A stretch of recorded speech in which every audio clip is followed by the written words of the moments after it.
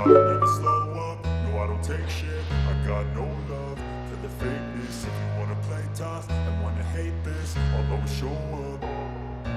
I don't ever slow up, no I don't take shit. I got no love for the fakeness. If you wanna play tough and wanna hate this, I'll always show up and make a statement. I don't ever slow up, no I don't take shit. I got no love for the fakeness. If you wanna play tough and wanna hate this, I'll always show up and make a statement. Everything I do so instinctive and so passionate. Every word I move so descriptive like an adjective. I got a vendetta against people who patented being negative when you should be getting after it.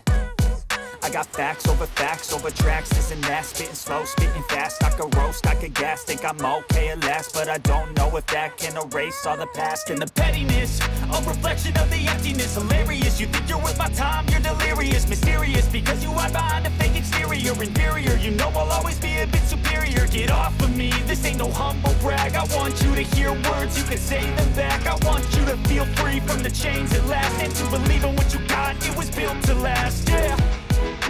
Now that I've been put through hell, I never got anyone's help. I had to do it all myself.